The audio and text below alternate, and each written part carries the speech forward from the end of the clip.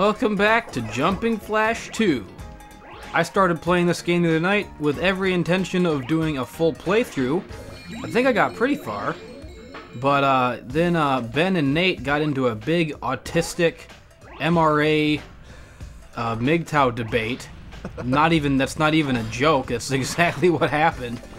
And I think it corn-pwned the whole fucking Let's Play.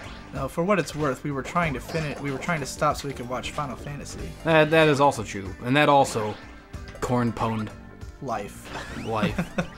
Corn-pwn is my new word. What does it mean? I was trying to say it torpedoed the Let's Play, but corn-pwn was funnier. I don't think it means anything. I think corn-pwn is just like a word for like southern kind of people. Because I remember, I think it might have been like a Wolverine line. He's like, "Back off, corn-pwn." He said it to some southern person. I might be making that up completely, but I know I've heard that corn-pwn is a real word. I know cornhole. Cornhole is definitely also a real word. Cornholing is a word around these parts. What if you corn-pwned someone in the cornhole? Maybe those two phrases are meant to lock together like puzzle pieces. Do people do cornholing up in Michigan? People do cornholing. Wherever there is cornholes to be had, there is cornholing to be done. I'm wondering if you're aware of cornhole as a sport, as opposed to just like a euphemism for the butthole. A sport? Yeah. I mean, when I do it, it is a sport. Down here in the South, I guess a game is more appropriate than a sport. I don't cornhole for sport. I cornhole for glory, for the love of the game. Difference between a glory hole and a cornhole. I glory hole for sport, but I cornhole for glory. There's a it's sort of a, I don't know if it's a sport so much as a game, but it's basically just you've got like a little ramp with a hole in it, and you put it like, I don't know, 20 yards away from yourself, and you take like a little beanbag full of corn and you just try to throw it through the hole. And it's like ubiquitous at parties in the South. That sounds like some corn-pwn ass shit. It's just something that drunk people do for fun. And I've seen a lot of it around here, and I don't get it at all, because you're literally just fucking throwing a beanbag into a hole and trying to hit. And the hole is just in a little slanty piece of wood or whatever. Well, that's it. That's the whole Let's Play. I'm glad I've never taken my dad's encouragement too seriously. Like, because my dad is similar. Everything I do, he thinks is fucking genius. But I've always been like, no, it's not that good. Because I, like, you know, he'll like watch a, like one of my raps or something and be like, oh my god, this is like this could be mainstream, this could be on the radio.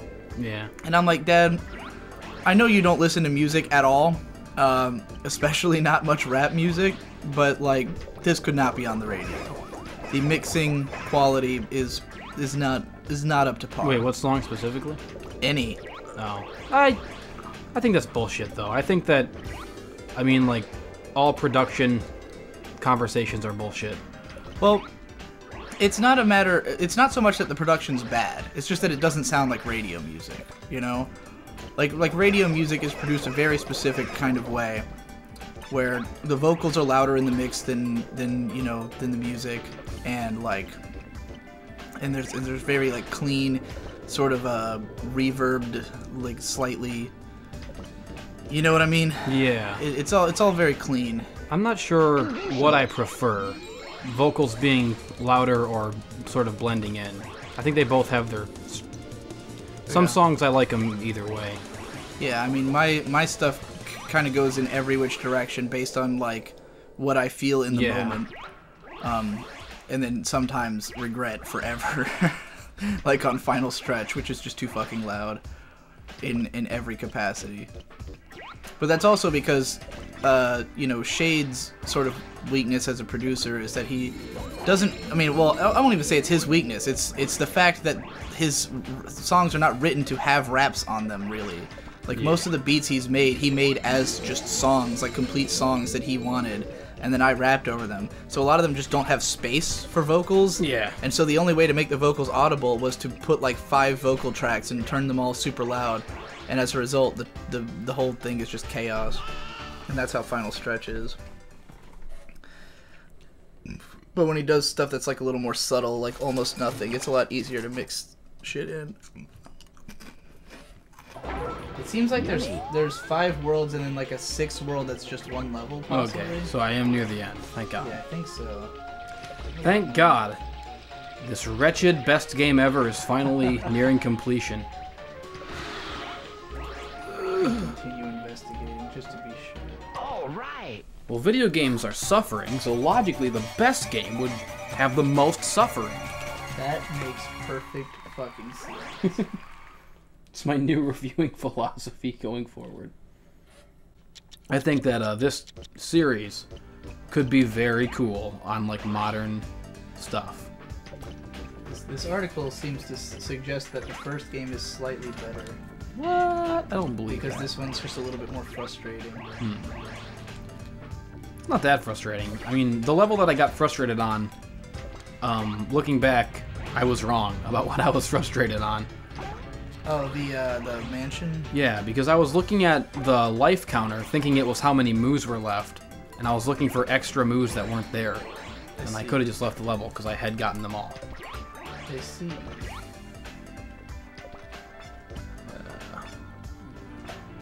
Fuck. These levels are shockingly gigantic, though, for a PS1 game. Yeah, I mean, there's not a lot of like land area, so I guess that's how they're able to make it so big, which is cool. I've never seen a game like with levels of this verticality. Yeah.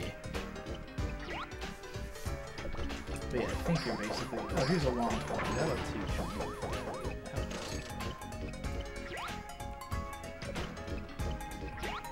Okay, yeah, it's 6 worlds total. You know, I didn't think of it, but we did all introduce ourselves to the long play genre with that Ape Escape. Although I guess my Undertale also counts. Yeah. Even though I hate it. Have I ever done a? I've done like long Let's Plays, but I don't know if I've ever played just an entire game, other than like short ones, you know. Yeah. Like I did play through all of Pink Heaven. It was 15 minutes long. Is it a turtle with a wrecking ball on his head? Or a beetle? Is it? Appears to be the case. It's adorable. It is. Now it's dead. Jesse, were you ever someone who wanted to make games? Yeah, I think about games all the time, making games. I just do not have any kind of technical know-how. Right. I mean, if I could be in a position to like tell a team of coders what to do, that would be just swell. It just occurred to me that like most of the people I've known have like talked about how much they wanted to or attempted to make games, but you're the only person I've never really heard of like making any attempt to do so or mentioning any game ideas. I had an idea for a cool game that was around the time that like Anita Sarkeesian was making people talk. So she sort of seeped into my brain a little bit, I guess. And oh fuck! And Did you get that guy? Or? No, I failed. So I had an idea for a game that would like be like a fuck you to like her philosophy, while at the same time being a good game. And it was going to be called Save the Girl. And the concept of the game is that you're like a 20-something-year-old guy. I said 27 because that's what I am now. Right. But the concept of the game was that you'd be like a 20-something guy, and you sort of select the level like in Mega Man. And each level, you're just rescuing a different one of like the women in your life, like an ex-girlfriend or a friend or something. And it would be like this meditation on a man's different relationships with women throughout life. Because each level, there would be like a cutscene to go with it, like explaining the past, sort of like a Twisted Metal Black thing. Out in the middle, it shows their past a little bit more, and it's really just an excuse again for me to talk about all the chicks I've banged. I mean, that's what all my art is. I try to pretty it up with, like, messages and, like, you know, like, depth. But at the core of it, I just want everyone to know that I just want to be loved. I want people to know that I'm cool and not fat and well laid. Hashtag not fat. Most importantly. If there's no hashtag, then how will people find it on Twitter? You know? Yeah. It needs to be trending that you're well laid and not fat. But, yeah, because I think about women a lot. Shockingly. That might be a shock to some people. But I do think about women a lot. Who would that be a shock to? No, I was being sarcastic. I wasn't sure. I've got an idea. It's funny that yours is called Save the Girl. Yeah. Because I also have a game idea that I've talked about. I don't know if I've talked about it on any shows before, but I know I've told Devu about it. Called Save the Lollies. I think philosophically it might be like the exact opposite of your game. Because like with my idea, the idea is that on the surface it would be like exactly what people like Anita complain about, like putting women in a damsel situation. But the trick of it is that these are much more complex relationships, and you learn about these girls as people or whatever. Yeah, it sounds cool. I would definitely play the shit out of it. Because I tend to define myself through the women in my life and my relationships to them. Because I am psychotic, and I had no dad. Yeah. Collecting father figures. What you had said to me like years ago the line about like people without a dad tend to collect father figures. Yeah, and Nate mentioned it too in his recent thing. Yeah, but when Nate mentioned it, he also said it was a quote from something. It's from Kill Bill. Okay. Volume so did you 2, also get it from that when you had said it? Yeah. I had figured it might be from somewhere, but I hadn't known where it was from. I definitely didn't realize it was from Kill Bill. Hi guys, it's Ben. I'm here now. Hey Ben, have a seat. You guys are recording, right? Yeah. Well, if you don't mind, I'd like to share a sudden revelation I've just had with you. Does it involve father figures? No. Okay. Is that all right? Yeah. May I proceed? Okay. May I cornpone this conversation for my own devices? I don't know what cornpone means, but it's pretty good. Neither of us do it's either. my new word. I don't know what it means, but you know, context eventually will give it a meaning. Yeah. Was this invented on this show? Yeah. Like 15 minutes ago. Nice. I'm glad I was here for ground Possibly zero. It was possibly invented by Wolverine, but we're not sure. Yeah. I vaguely remember that he might have said it, but I am probably wrong. I probably had a fucking dream about it. About Wolverine? Cornpone came to me in a dream. So I'm on Twitter, right? And I have this Twitter follower who named David C. And I don't now I love and cherish all my Twitter followers, and if someone follows me, I give them the benefit of the doubt and assume that they're a great person because they like me, so they must have good taste. So I give them all the benefit of the doubt. But this guy is kind of a dick. And he replies to my tweets or other people's tweets at me sometimes, and all he ever says is like some kind of vaguely salty shit about how like he wishes he was as popular as me, or like he just posted something, someone did me fan art, and he just posted a thing being like, it's baffling that nobody's made fan art of me yet, and I'm like, okay, weird and entitled opinion. A weird and entitled opinion, and also he has an Umaru-chan icon, and I hate Umaru-chan, so I don't think I like this guy very much. But come to find out, I just went to his Twitter and followed his fucking YouTube link, and guess who it is? Who? It's everyone's favorite King Critic. Really? Yes, it's King fucking Critic. Oh is this no, dickbag. the C was for Clegg. David Clegg. Who's been dogging me on Twitter every now and then, and now it all comes together. Oh no, David fucking Clegg. I'm really happy now that like the one Twitter follower that I'm kind of sketched out by turns out to be fucking King Critic. I thought it was interesting as you were going along, because I was like, you know, even under these circumstances, I can't see you just putting someone on blast on a podcast until that reveal, and I was like, now it all makes sense. Until his whole history was laid bare, and all the puzzle pieces fell into place. You know, while you were saying that, I had a revelation of my own.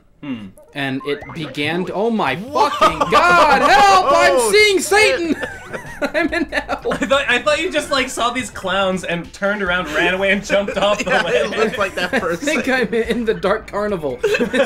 I'm at an ICP concert. That's literally Violet J and fucking... Yes, Jaggy Tudo. It's those two clowns from Mario RPG, Knife Man and Great Man. They are also clowns that live on balls. While you were talking about your revelation, I also had a revelation, but as I was having it, realized it was wrong, and it was retarded. Okay. The revelation was, I was the word fan art stuck in my craw. Okay. And like, why isn't there fan art of me? And I thought, you know, it would be cool to reverse the meaning of fan art, and if like a good artist drew pictures of his fans for money, and then I realized. That's just called commissions, and every artist ever does it. Yeah. Pretty accurate. For a brief moment, I thought that I was really clever. I thought I really had something. A new era. Is this always a good boss strategy? To just jump on their heads continuously? So. Is he going off the edge? I hope so. No, I guess not. Oh. I can't believe this is working again. This does seem to work quite a bit. Yeah. This is like... This worked on a previous boss, and now it's... God, fuck. I mean, I guess it doesn't make sense that, like, embracing the rabbit side of my dual nature as a robot rabbit would unlock hidden powers. This is like some speedrunner strat shit. Just get on top of them and bounce on them. Shooting bubbles. Ben, have I ever told you about Save the Lollies, the game idea that I had at some point? No. Okay, I mean... I'll tell you both about it, because we were talking about... I was asking Jesse about if he'd ever thought of any like game ideas or tried to be a game. Before you came in, I told Digi about my idea for a game called Save the Girl, which was a play on the damsel trope that would in fact reveal hidden depths of the male experience and how we relate to the women in our lives, and win 1 million awards and blow Anita Sarkeesian the fuck out. That was where the idea came from. It was around her era when I had the idea for it. Yeah. Wait, for Save the Lollies? No, for Save the Girl. Oh. His is Save the Girl. I happen to also have an idea called Save the Digi's has none of the depth. Digi's idea was more straightforward in that he just wanted to save lollies. Well, Jesse's is about is particularly about like you save each woman in your life, like your ex-girlfriends and your like sisters and stuff. Yeah. And, like it's about exploring the relationships you have with them. Mine's about saving lollies. But it's fun and cool. My game is definitely not fun and cool.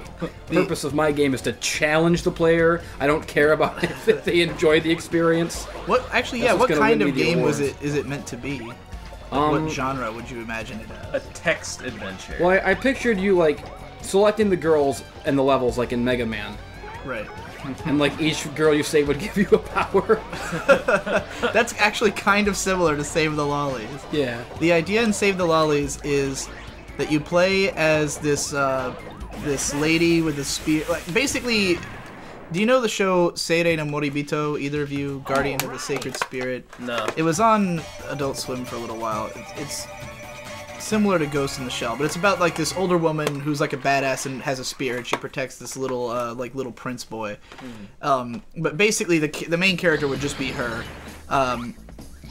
just a cool badass lady that you play as, and she gets sent to this island where like some dictator or something has taken over, and he's trapped all these little girls. I don't remember the reason, but is that the dictator? Yes, but basically you go around this island like fighting. It would be. When Hyper Light Drifter came out, that game was like exactly the combat system I had imagined for Save the Lollies. Like something top-down but Dark Souls-ish, you know, with like dodging mechanics and stuff like that and weapon switching. Oh, okay. Yeah, so Like, I had that idea, and then Hyper Light Drifter came out, and I was like, oh, they did it. They did exactly, and the art style is exactly how I imagined it, too. So Hyper Light Drifter is basically what I imagined this game being, but with little girls. But the idea of it is that each lolly, when you save them, they would, like, you basically can have certain amounts of them in your party at once, and, like, they have their own abilities that, like, you can, you know, have them use. But each of them would have some, like, you if you go to visit them, because, like, after you save them, you take them to this, like, home base area, and they all just kind of hang out there and, like, set up camp, and each one would have, like, their own like backstory and all this knowledge, and basically the way you learn about the world in which the game takes place is by talking to these lollies. So, like, if you saved one girl who's maybe from like, she's a DJ and she actually has written the game soundtrack, you know, and, like, she comes from a place where, like, their culture is really based around music and stuff, and, like, you'll learn all these weird facts about the world that the game takes place in by talking to the little girls. So even though, you know, the game itself would be a straightforward, like, action-adventure game, you know, there'd be, like, all this deep lore behind it that you learn from your party members. And, like, each time you come back to the base, they'll have, like, new things to talk about and stuff like that. Sounds pretty fun. Just, yeah. Even without the lolly conceit, sounds like a game I'd play. Yeah. I mean, it would... Yeah, the lolly conceit is kind of unnecessary. I also had like a the idea mechanic of like that in mind for my idea. Because I always pictured there being, like, a hub world where, like, once a girl is saved, you can talk to her between each level and gain more insight into her wonderful personality. I just love women so much. Same. I hate men. I love women and nobody else. You'll notice there's no men at all in my game. Yeah. There's... Who's your protagonist? It's the woman with the spear I told you. My game will have exactly one male character, and it will very obviously be a Gary Sue stand-in for me. How do I get on this fucking spoon? There we go. Oh, fuck. Fuck! This is what the character from the anime looks like, and my character would basically just look like her, like a large woman with a spear, who you play as, you know, and go around saving lollies. When I was a kid, I had this concept for a character design in my mind, and I still remember her. I just was never a good enough illustrator, but I think it was inspired by Eris a little bit in Final Fantasy VII. But I always had the image in my mind of a girl in, like, a white dress, like a summery short skirt dress, but with, like, black hair. And I thought it was a nice little image, and I always wanted to draw her, but I never learned to draw. So she doesn't exist. I've doomed her to oblivion. Commission me, dude. Commission me. I'll make you some, quote, fan art. Yes! Yeah! My invention of fan art has finally paid off! I've revolutionized the world and my dreams can come true. Just know that if you do commission Ben, you will wait. I will wait. Not if I charge enough. I remember my my Horseshoe Finale being pretty quick. Did you pay for that? No, I did not pay for that. I just did it. Like I said in the lecture, I did that just because I wanted to be part of it. Ben asked me to pay him for it, but I didn't know him well enough to pay him for it. Wait, is that true? Did I? You mentioned it, like, kind of trying to not mention it seriously, but yeah.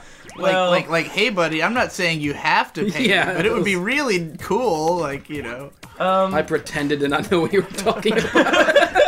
Oh, okay. That's what I don't remember. I don't remember that, but I believe it, I guess. Ben's like, well, as long as you were shady and dishonest about it, I can kind of understand. If you had just said no, I'd be mad. But you tried to protect my feelings. Speaking of people that don't just say no, okay, there's this comic guy who's kind of popular on the internet. He's like a comic dude. His comic is called Death Bulge. And back I got a Death Bulge. it's really funny and I really liked it actually. But like back in the day when before I was a real boy, when I was just doing It's All So Ugly, which I did like 20 of and then never did any more of. I like contacted this guy because this guy was a little famous, but not really. He's a bit better known now, but I contacted this guy and was like, asked him if he wanted to do like a comic trade or something. And I mean, this guy was like more legit than me, so it was a bit presumptuous of me. But whatever, you know, if you don't ask, you'll never get anything. So whatever. But his reply, he gave like a really tepid reply, like, yeah, maybe we could, or like, I don't know, we could. Like, what are you thinking about? And I told him like what I was thinking. I told him some of my ideas, and he was like, yeah, I don't know, you know, maybe something else. And like we had this really obnoxious back and forth of like several emails where he never just told me to fuck off. He didn't want to do it, but he also never agreed to anything I suggested and never proposed anything of his own. And it just like petered out. And it really pissed me off. I really wish he had just been rude and been like, no, fuck off. That would have made me so much happier, and I would have respected him so much more for it. Look at this. Yeah, that's cool. I've got a Shade Smart Lights. What difference does it make if the lights are on or off? Smart lights. He's referring to how Shade has that Amazon voice thing that like you tell it to do shit. What the hell is it named? Does anybody know? You hear him say it? It's like you just say like, hey, it's similar to Siri. You're like, hey Siri, turn off the lights, and it turns off the lights. Oh, and yeah. he's like way into it, and I'm not sure why. He said the other day when we were outside that like if he yelled really loud, it would turn on the lights in his room. He just thinks it's so fucking cool that he can tell it to do He's very proud of this new technology. He is as proud of it as though he had invented it. Yeah. He like Snapchats all the time of him like telling it to do stuff, and I'm just like, okay. It's just the clapper. Like it's not. Well, it doesn't does seem revolutionary. It does plenty of other things. It's not just for the lights, though. That seems to be what he's like most into. Is that he can lay in bed and turn the lights on and off without getting up. I guess that's neat. But yeah, what the hell are you talking? Oh yeah, you're talking about that art trade guy. Yeah, but I pretty much told the whole story there. Yeah, honestly though, like that kind of response is exactly the kind I would give to most people. You wouldn't just be like, no, I don't wanna. I would just be like, no, I don't wanna, or I like to think so. It depends.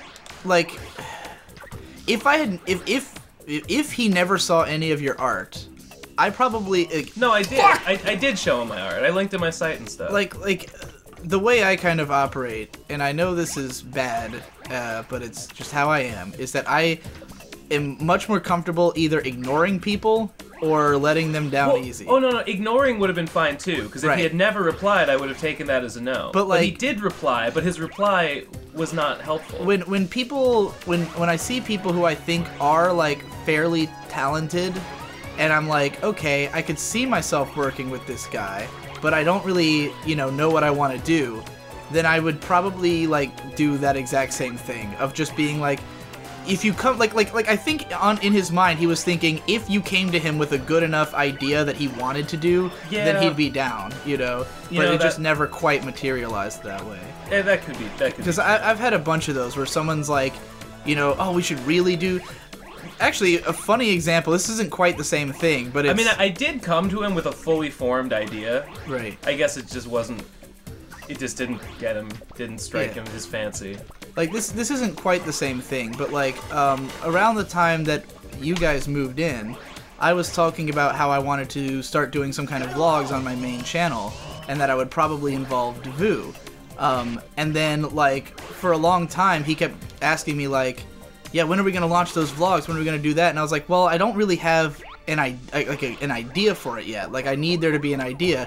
And he kept bringing it up, but I'm like, I mean, if you have an idea, by all means, tell me, but like, we need an idea, and I've had that experience with lots of people where they want to do something with me, and I'm like, yeah, I'm down to do something with you, just not that, not that thing you just said. Mm-hmm. But it is awkward when it's like, I'm also not proposing an idea. It's like we both agree we should do something together, but you have ideas that I don't like, and I have no ideas. You know what? That's a good point. That's solid. But still, whenever I see a Death Bulge, even though I really like Death Bulge, but I always remember that kind of vaguely negative interaction we had, and I'm like, I fucking hate it when people aren't perfect. I know. Yeah, they deserve to die. I know. Like Asterios going on his nigger rant. Oh, that really kind of... Because I'm never going to be able to stop thinking about his fucking... Like, every time I hear him, I'm going to be like, Asterios, you're a real funny guy, but that nigger rant, like, Jesus Christ. haven't seen it, but you guys have told me about it. I think it could be by still the end of going it, he as far was as we know. by the end of it he was like bordering on harassing the guy who did it. Yeah. Because he was like something like every time that jackass opens his mouth, I'm gonna post a video of the time he was a racist. That's harassment. Yeah, I it's think. like come on, man. That's not cool. I love and respect you, Asterios. Don't ruin this. Remember when Dick and Asterios had that heartfelt thing about like in the show Asterios was like, I am so poor and stuff, Yeah. like and then like later in that very episode Asterios talked about how good he is at faking emotion and manipulating people into, Oh my God. into for example giving him money. Dick made fun of him a lot on the next episode for that. Good. He was saying, you know, he was like, yeah, you guys, he was like, yeah, that's Asterios. He's a master of that shit, man. He really knows how to like fucking make himself the victim, you know. I mean, as far as I know, his story is legitimate. That he really is like poor because he has to take care of like some family member in Florida. Yeah, but I'm not saying it was all a lie or anything. He did definitely play up his woobiness. Though, but it's interesting now that after this, like, with the whole fucking nigger rant, he was like outright telling people he'd give them back their money and stuff if they didn't feel the same way he really did about made this me want to issue. unpledge.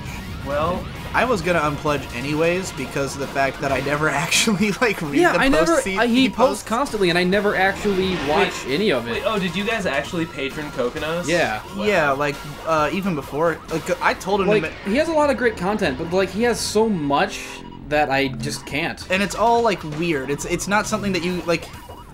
It's all like of a middling length that is like just long enough that you have to set aside time for it. Yeah. But then just short enough that it's not like a whole thing to do. So it's weird. It's weird to try to consume his stuff. But I was gonna unpatreon anyways, just because A, he's making more than enough money on Patreon, and B, I don't ever keep up with the And shitty plus, posts. all of the posts he makes that are well received, he posts publicly anyways. Right. Like, it started out like he was posting stuff. It was more just for patrons, but Yeah. I mean, the only reason I patroned in the first place is because I had personally told him, like, shit. right before he made the Patreon, I had told him, serious, if you make a Patreon, I'll be right there, you know? Yeah. Like, because I was trying to encourage him to do it. you And then he probably- did it, like, immediately afterwards. You probably didn't expect it to get as big as it did, though. No, not at all. Well, it was just kind of... Because, like, Asterios has always been, like, a popular guest... Yeah. on the shows, but at the same time, he was always very contentious. Like, lots of people hated him on the Biggest Problem, because he's a loud, obnoxious fucking guy, you know? Yeah. And I mean, the so- first time I heard him, I didn't like him that much, but he definitely grew on me over the Same. Am I Of course, fighting same. Metaton right now? Is that Oh my who this god, is? you are. Do do do do do do do do do. finally I thought he looked like a Soundwave from He's like Transformers. like a combination of Soundwave, Metaton, and like the Gurren Lagann. You guys want some Cheez-Its? Love some. Just because I want to feel the companionship of eating Cheez-Its with somebody else, as opposed to being the only one. I eating despise Cheez-Its. all cheese snacks. Whoa! They're filthy. I hate them. What about Dorito nacho cheese? Oh, I dramatically hate cheese nips. I think those are fucking I disgusting. do vastly prefer cheese its. that's a good way to put Yeah. it. I dramatically hate them. Yeah. Well, like, People who think cheese nips are better. I just don't know what they're smoking. so they're gross. They taste like weird fake cheese. Cheese its are like a little oily and salty, Yeah. and I love it. Cheese nips are like they're neither oil. They're less oily, less salty, less crispy, and they have just kind of a weird sort of acrid like under flavor to Yeah, them. that I under can't flavor is identify. what kills me. I don't understand how other people don't seem to recognize it. Yeah. I gotta tell you, a major part of my childhood was that I was very much a fanboy. When people, you know, how people used to mostly say fanboy when they're referring to like liking one thing at the expense of other things. Yeah. That's the kind of fanboy I was growing up. Where like, you know, I was into Nintendo at the cost of Sony and Microsoft, and like. Children are extremely brand loyal. Yeah, and well, the thing about it for me was that most of the stuff I liked was the alternative brand. And like when I had this perception that the thing I liked was sort of like under fire, Oh my or that God. like or like unpreferred, then that made Gotcha. me like that much stronger in favor of it, you know? Yeah. So, I like- get that totally. I'm still like that. Like I grew up watching Cartoon Network, and all the kids I knew watched Nickelodeon, and like my response to that was to outright despise Nickelodeon for being more popular than Cartoon Network. I felt the same way about like Coca-Cola because my family drank Diet Pepsi, so I was like fuck cola, Wait, fuck wait. Coke. Is this the guy in all the cutscenes? Yeah. Oh yeah, it is. Oh. Is this Yeah. the last boss? Yeah. Holy shit. But yeah, I hated Coke because of Pepsi. I hated like Cheerios just in general because they were the most popular cereal from my perspective. I hated I hated Sony and Microsoft especially because everyone fucking would shit on Nintendo all the time. That was the one I was the biggest fanboy for, was Nintendo, because it was the the PS2 era, and everyone would shit on the GameCube because it was supposedly a kids console, and they all played Grand Theft Auto. Violently hated Grand Theft Auto just for being a game that everyone cared about instead of my fucking Smash Bros, and shit like that. But amongst all that was Cheese Nips. I hated Cheese Nips because anytime like the school would have snacks or something, they'd always have Cheese Nips as opposed to Cheez-Its. I feel like Cheez-Its is the more popular one. It just baffles me that anyone can feel differently. Yeah, it's odd. And I knew, I would always say like, oh, Cheese Nips, why this? Why not Cheez-Its? And people were like, oh, I like Cheese Nips. And I was like, fuck Cheese Nips. This guy likes cheese nips. I think so. Whoa, what happened to him? His body! Yeah. And I know I've said this before, but I really think that whole mindset is what made me into an analyst guy. Just because I always felt I cared so much about the things that were in my life just because they were in my life. And other people like having a different preference that I didn't share drove me crazy. Jesus. I don't think you can jump on this guy. Yeah, he's got a spike on his head. It suddenly feels very Twisted Metal. Anyway, that whole story plays a major role in my series Cyrano and Purple Steve, where Cyrano tells a story of his childhood that's identical to what I just described. Fucking shit! This game would be so much better if there was a strafe button. Yeah. Yeah. I think a lot Definitely. of PS1 games would have benefited from that. There are PS1 games that do have it, so I think it's just this game being a piece of shit, even Well, for its own era. Do you think Oh this? fuck! Oh, God, fuck! no! Ah! Do you think this predates DualShock? Oh yeah, definitely, because it's not working. Whoa. He's such a fucking bullet sponge too. I hate shit like that. The final boss of Doom is aggravatingly bullet spongy. The new Doom, I mean. Fuck! Fuck! Oh my god, just like Mettaton, he's shooting hearts out of his chest. What the fuck? What a bitch. I wonder if he uses that attack specifically to counter this technique. Maybe. Like, I wonder It if doesn't quite counter Doesn't it. quite counter it though. it does make it a little bit more difficult, though, to just stay above him and your hearts go up. They probably did design it with that in mind.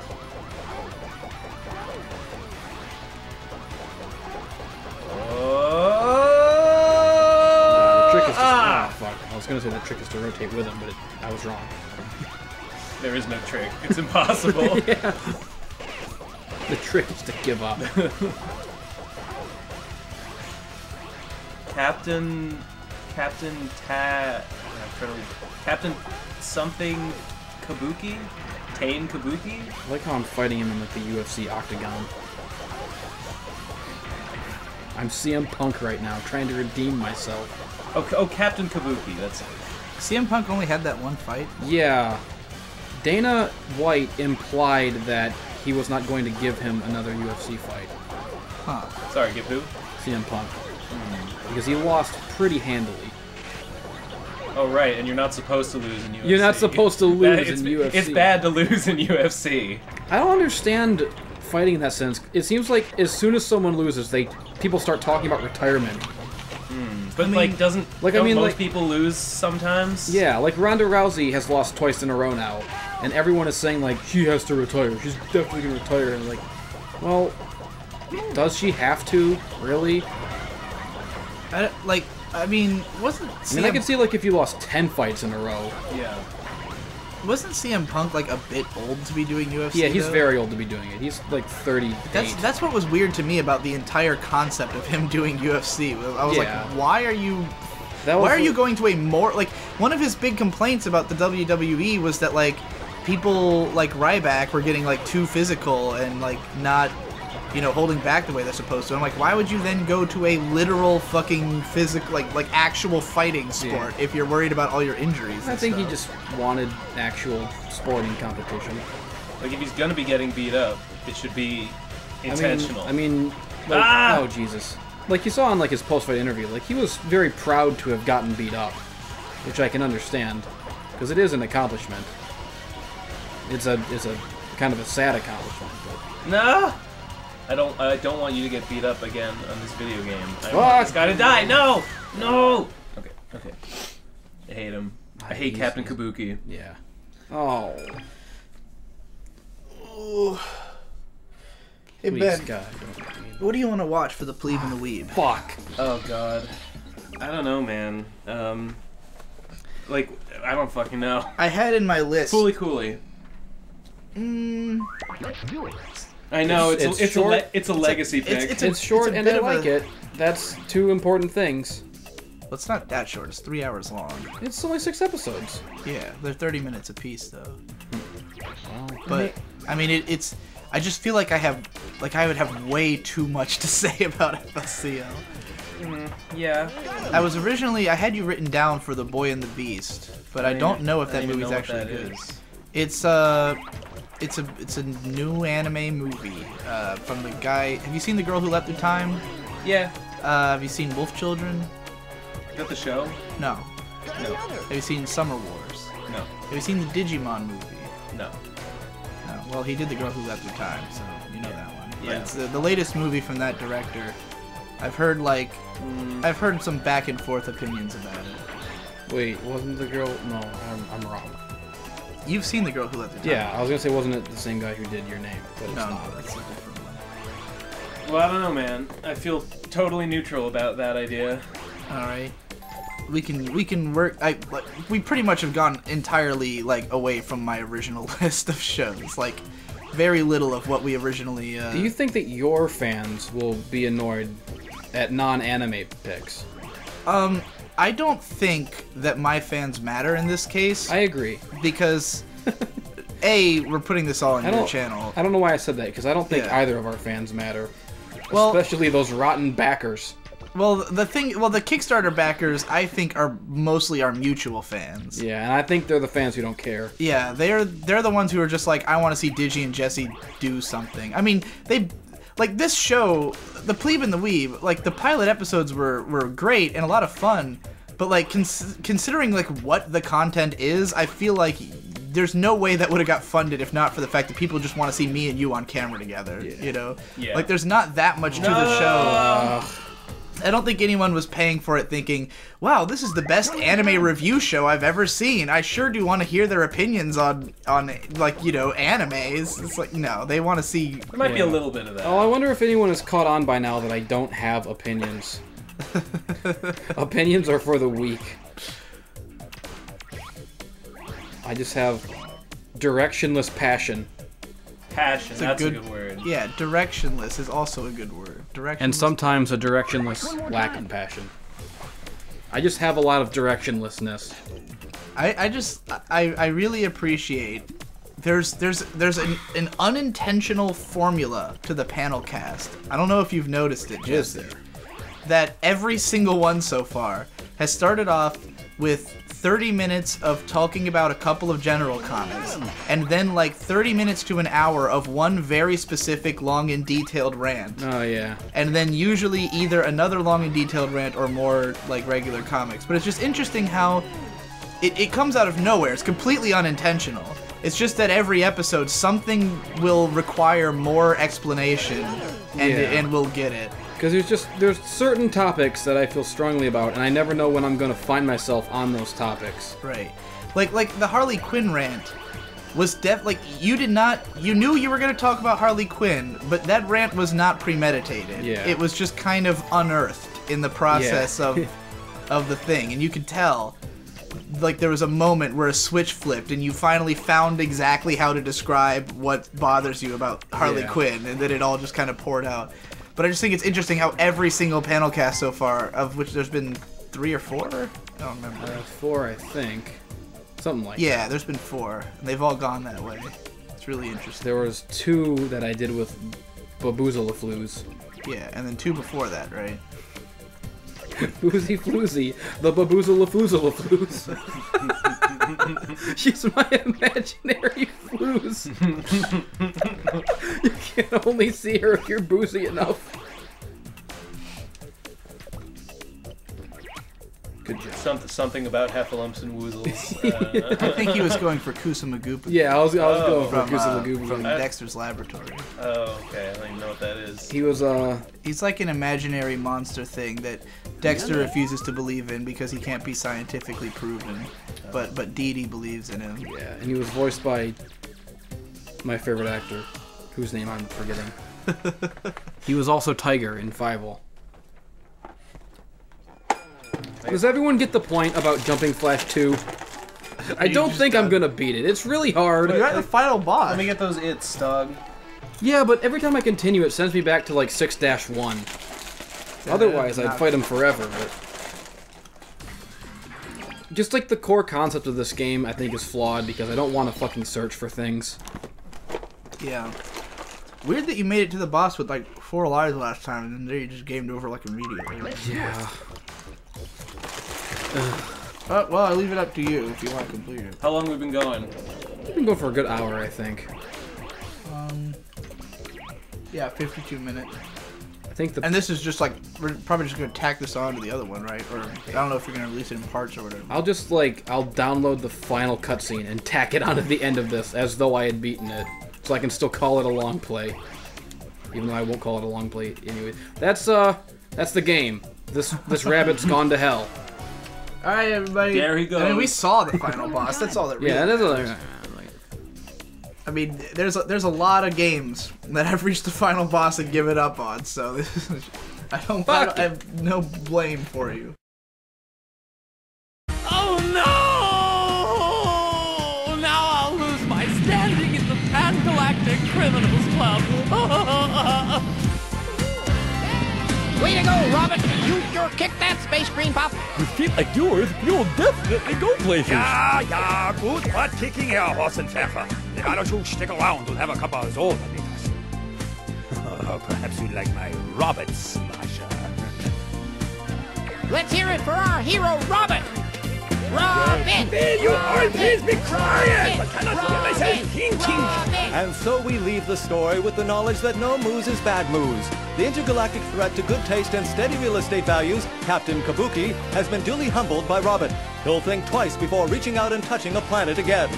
As far as his membership in the Pan-Galactic Criminals Club, well, let's just say that Kabuki's standing has been reduced to that of a disgruntled Regillian slugbat. And as for our hero, Robert is off to new adventures in a cosmos crazy enough to need a high-octane, multi-dimensional, heroic Robo-Bunny. Ha! You overrated Humpty Dumpty! You're working for me now, see? No more solo bad guy stuff for you!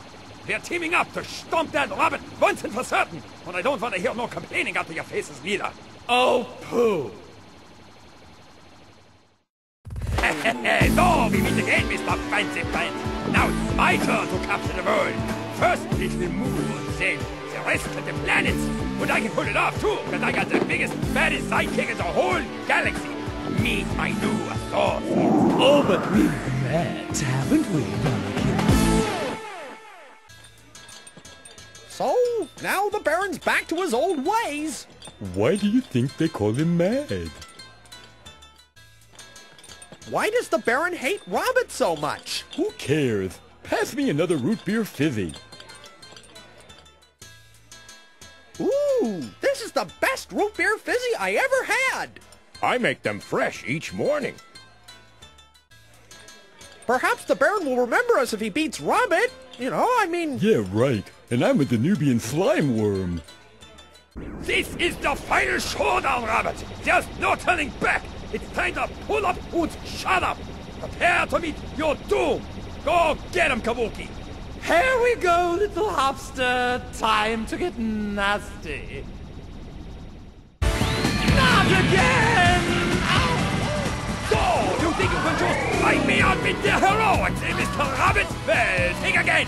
As long as I have access to electricity or the pure sparkless, you're gonna be a toasted rabbit. Just you wait, or mark my words, you smart alecky buddy. Just you wait!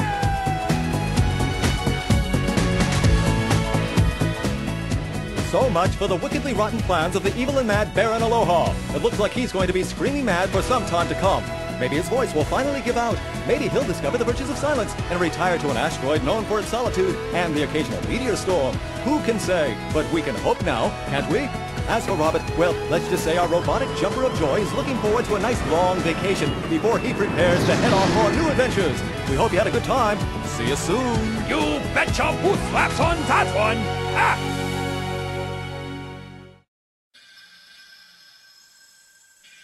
宇宙の隅の小さな星についた名前がムームー星。誰も知らないこの星にこっそり作った秘密基地。アブの科学者その手下。彼らの話を聞いとくれ。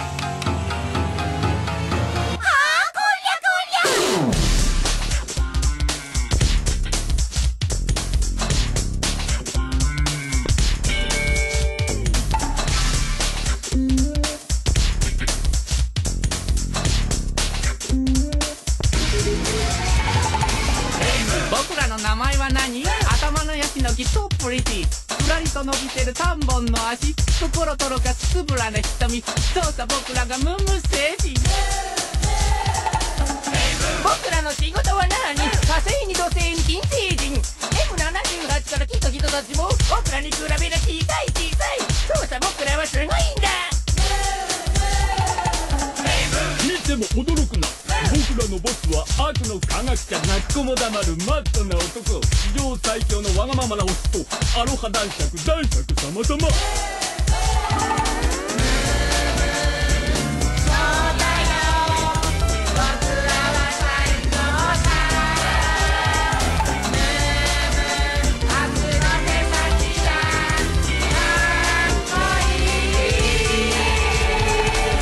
やかましいわ。もっと科学的に喋らんか。すごいね男爵様。生まれ故郷を追放されたこの悔しさを忘れはしない。骨の髄まで悪の科学者狙うは宇宙ステークさ。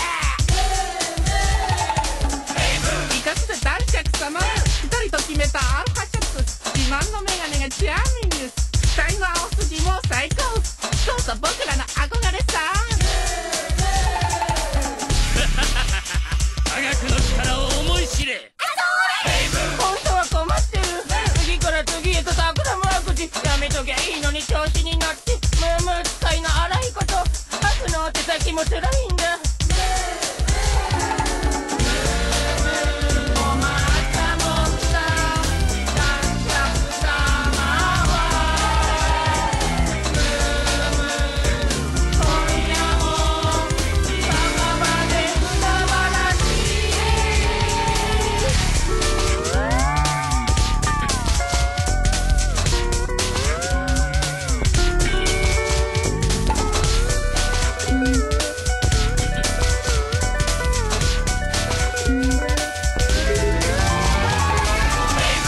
また来ちゃったよ。僕らの天敵宇宙市役所恐怖のウサギロボットなのさ。こいつが来たらおしまいだ。やっぱり今度もダメなのか。このアロハ男爵に替え事はない。男爵様の命令だ。巨大ロボットに乗り込んで一応戦ってみるけれど、負けたらさっさと逃げようとそうさ心に決めている。負けてもへっちゃらさ。男爵様は不機嫌だけど、明日は明日の風が吹くって次なる悪事を企む日までどうさみんなで残念会だ。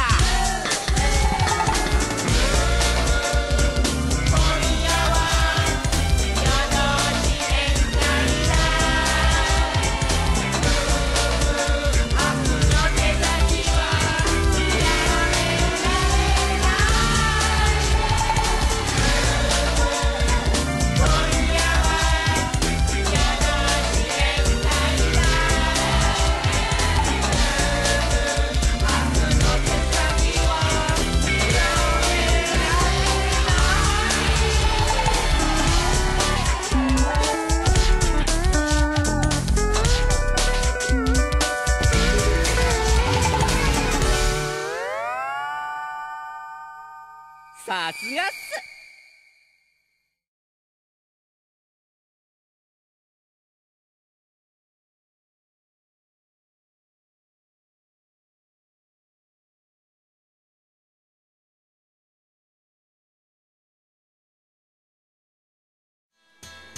I wonder what happened to the Baron. I'm sorry, little fellows. It was just a little case of... Yeah. Your mother wears army boots. Get out of here, you stinker. Boo.